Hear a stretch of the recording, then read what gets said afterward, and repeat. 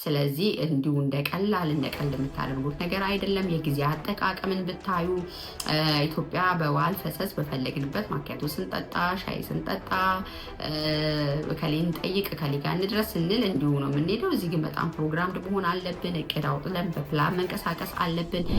ማህበረሰብ ከምናውቅበት ወጥተን ወደዚህ አዲስ ዓለም ስንመጣ ታድዬ ብለን ካሰብነው ባልተናነሰ ወይም ታድለው ከተባልነው እድለኝነት ባልተናነሰ የሚፈጥርብን አንድ ችግር አለ የሚያጋጥመን።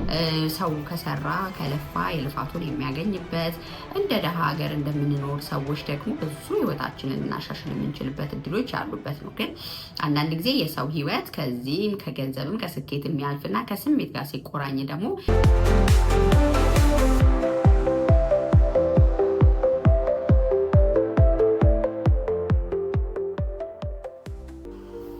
በዲቪም ይሁን በትምህርት ወይንም በስኮላርሺፕ ወይንም በስፖንሰር በማንኛውም ኬዝ ከሀገር ወጥተን መኖር እድል ሲያጋጥመን ታድላ እንባላለን። እኛም በጣም ደስ ይለናል። ስለኛም ደግሞ ሁሉም የሰማ ያየ ሁሉ ይደሰታል። ግን ምን ያጋጥመናል? መጀመሪያ ከሀገር ወጥተን ኑሮ በውጭ ዓለም ስናደርግ ከኖርንበት ካልቸር ከኖርንበት ማህበረሰብ ወጥተን መኖር ስንጀምር መጀመሪያ ላይ የሚያጋጥመን ሁላችንም በዛ ውስጥ የምናልፍበት የሚያሳድረው ተጽዕኖ መጠኑና አይነቱ እንደየሰው ይለያይ እንጂ ሁላችንም በዛ መንገድ ውስጥ አልፈናል ብል ድፍረት አይሆንብኝም። ምክንያቱም ሁላችንም በተለይ ትልልቅ ሆነን ኖረን ያንን ማህበረሰብ ከምናውቅበት ወጥተን ወደዚህ አዲስ ዓለም ስንመጣ ታድዬ ብለን ካሰብነው ባልተናነሰ ወይም ታድለው ከተባልነው እድለኝነት ባልተናነሰ የሚፈጥርብን አንድ ችግር አለ የሚያጋጥመን። ካልቸራል ሾክ አይደለም፣ በጣም ካልቸራል ዲፍረንስ ወይንም የባህል መዘበራረቅ እንበለው ወይ ማንነት ግጭት እንበለው። ትክክለኛ አማርኛ ትርጉሙ ላይ ትክክል ላልሆን እችላለሁኝ፣ ግን ፐርሰናል ኤክስፒሪያንስ አድርጌ ያለፍኩት ብዙ ሰዎችም ኤክስፒሪያንስ አድርገው ሲያልፉ ያየሁበት በዚህ በድል ቤት የዩቲዩብ ቻናል ወደፊት ላይ የብዙዎችን የውጭ ዓለም በተለይ በዚህ በሀገር አሜሪካ የሚኖሩ ሀበሾች እንዴት አለፉት በሚለው ኢንተርቪዎቼ ላይ በስፋት ልንሰማው የምንችለው እንደሆነ እርግጠኛ የሆንኩበትን ስለዚህ ካልቸራል ሾክ ላወራችሁን የወደድኩት። እንግዲህ አይነቱና መጠኑ የሚያሳድረው ጉዳት ጥልቀቱና ስፋቱ እንደየሚያጋጥመን ነገር ስለሚለያይ ሁላችንም ተጎድተናል ብለን ላናወራ እንችላለን። ግን እንደ መጀመሪያ ይገጥመናል የአኗኗር፣ የባህል፣ የዕለት ተዕለት የኑሯችን ዘይቤ፣ ኢቭን የአየር ሁኔታው፣ የሰዓት አጠቃቀሙ፣ የባህሪ እነዚህ ነገሮች ሁሉ በጣም በጣም ከፍተኛ ልዩነት ነው ያለው። ይህ ልዩነት ደግሞ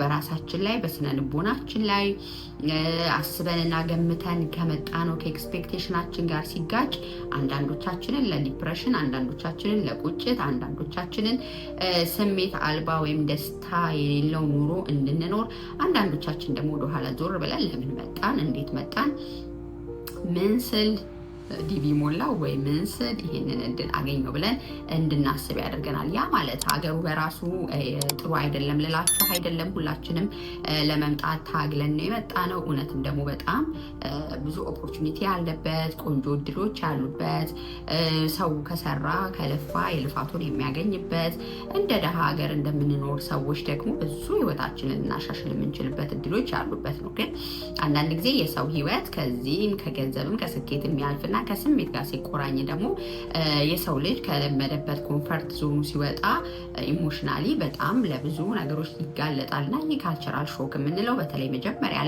መጀመሪያ ስቴጅ አለው ይላሉ። በዚህ ይህንን በዘርፉ ያጠኑ አንዳንድ መጽሐፍቶችን ሳይ የመጀመሪያው ስቴጅ መወዛገብ ነው። ማለት ምንድን ነው ያለሁት፣ የት ነው፣ ለምንድን ነው የመጣሁት፣ ሀገሩ ምን ይመስላል፣ መውጣት መግቢያቱ መውጫው መግቢያው እንዴት ነው፣ አኗኗሩ እንዴት ነው የሚለውን ነገር የማጥናት ወይንም ኢንትሮዳክሽን ሴሽን ነው። በቃ የመተዋወቅ የመግባቢያት መጀመሪያው ያን ነው። ያንን ስናይ እንግዲህ እኛ ከለመድነው ብያቸዋለሁ፣ ከአኗኗር አመጋገባችን ሊለይ ይችላል።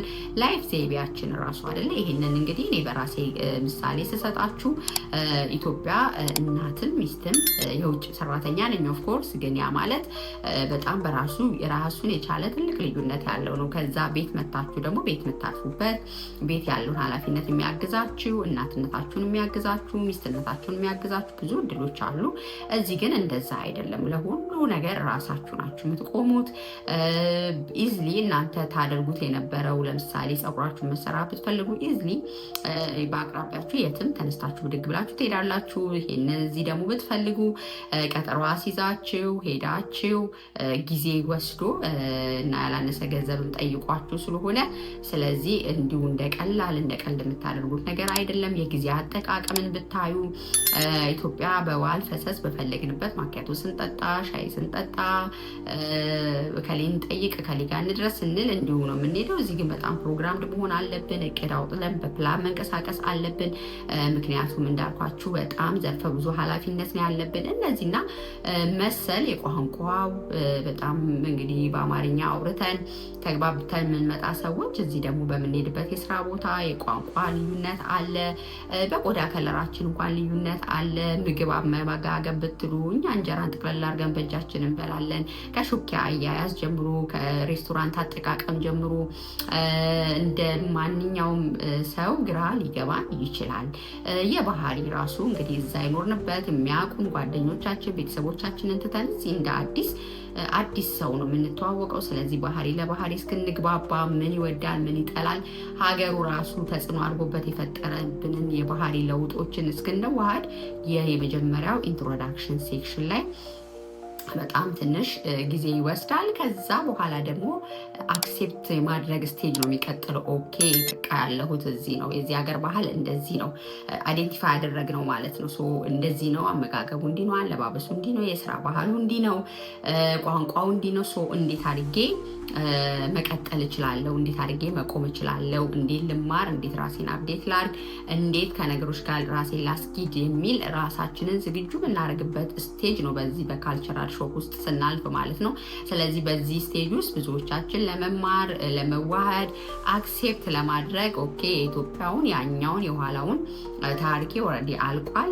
እዚህ ካለው ሰው ጋር ማህበረሰብ ጋር ልተዋወቅ ይገባል ብለን ራሳችን የምንሄድበት ነው ስቴጅ። የመጨረሻው ስቴጅ ደግሞ በቃ አዳፕት የማድረግ ማለት ነው።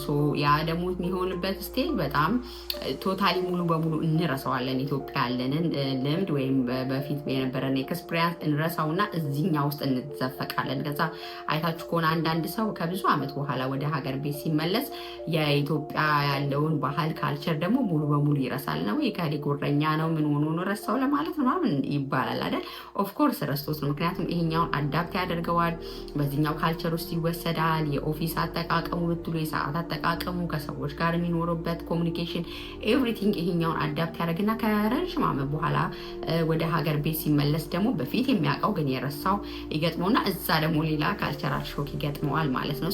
በዚህ ስቴፕ ውስጥ ሁሉ እናልፋለን። ግን በዚህ ስቴፕ ውስጥ ስናልፍ ቀላል አይደለም። እዚህ ጋር ቁጭ ብዬ እንደማወራችሁ አንዳንዶች በጣም ተስፋ ቆርጠው ወደ ሀገር ቤትም የሚመለሱ፣ አንዳንዶች ደግሞ ለከፋይ ስነ ልቦና ጉዳትም የሚዳረጉ፣ ለብቸኝነት፣ ለድብርት፣ ለዲፕሬሽን እነዚህ አይነት ጉዳቶች የሚዳረጉ አሉ። አንዳንዶች ደግሞ ብዙዎቹ ማለት ነው ብዙዎቻችን ደግሞ ኦኬ ብለን አክሴፕት አድርገን ደግሞ እኛነታችንን ማንነታችንን በአዲስ መልክ ሰርተን ጠንካሮች ሆነን ለሀገሩ ባህልና ካልቸር አኗኗር በሚፈቅደው ልክ ራሳችንን እናዘጋጃለን እና መኖራችን ካልቀረም ደግሞ የሚያዋጣን ይሄኛው ነው። ምክንያቱም ያለፈውን ትተን የመጣውን እንደዛ ነበርኩ እንደዚህ ነበርኩ ብሎ ከራሳችንን ከመጸጸት እዚህ ካለው ህይወት ጋር አዳፕት አድርገን የሀገሩን ባህል እና አኗኗር ደግሞ ተምረን መስለን ለመኖር መታገል እሱ በጣም ብልህነት ነው። ምክንያቱም የወጣ ነው ከሀገር የተሻለ ህይወት ለራሳችንም ለቤተሰባችንም ለመፍጠር እስከሆነ ድረስ ያ ደግሞ ሊፈጠር የሚችለው እኛ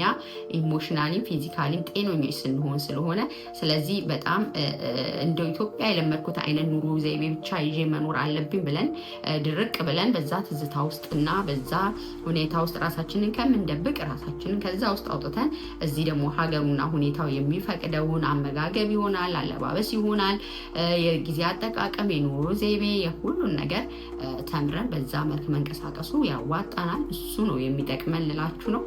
ወዳችኋለሁ፣ አመሰግናለሁኝ። እንግዲህ ወደፊት ደግሞ በድል ቤት በዚህ ካልቸራል ሾክ በዚህ የአዲስ መንገድ ጉዞ ከሀገር ወጥተው ረጅም ዓመት ኖረው ግን ደግሞ ተሳክቶላቸው ብዙ ነገር ያፈሩና አዳፕት አድርገው እየኖሩ ያሉ በርካታ ባለ ታሪኮች ይኖሩኛል። ግን በዛ ውስጥ ቀላል አይደለም፣ ፈተናዎችም ይኖራሉ ብዬ አስባለሁኝ። እነዛን ሰዎች ደግሞ በእንግድነት ወደ እናንተ ጋብዤ ልምዳቸውን እንሰማለን። ስለዚህ አዲስ የመጣችሁ ካላችሁ ወይም ለመምጣት የምታስቡ ካላችሁ አትፍሩ፣ ግን አይምሯችሁን አዘጋጁ። ለነገሮች አዲስ ልትሆኑ ትችላላችሁ፣ ግን እችለዋለሁ፣ እላምዳለሁኝ ከዛ ደግሞ እወጣዋለሁ የሚል ስነ ልቦና ዝግጅት አድርጋችሁ ብትመጡ የወረዲ መታችሁ ደግሞ ስትራግል እያረጋችሁ ያላችሁ ሰዎች ካላችሁ ውጡ ከተደበቃችሁበት፣ ከሰዎች ጋር ኮሚኒኬት አድርጉ። የሀገሩን ሁኔታ ለማየት ለማጥናት ጊዜ ለራሳችሁ ስጡ። አክሴፕት ለማድረግ ራሳችሁን አለማምዱ ልላችሁ ነው። እኔ በዚህ መንገድ ስለተጠቀምኩኝ ነው። ወዳችኋለሁ። ባይ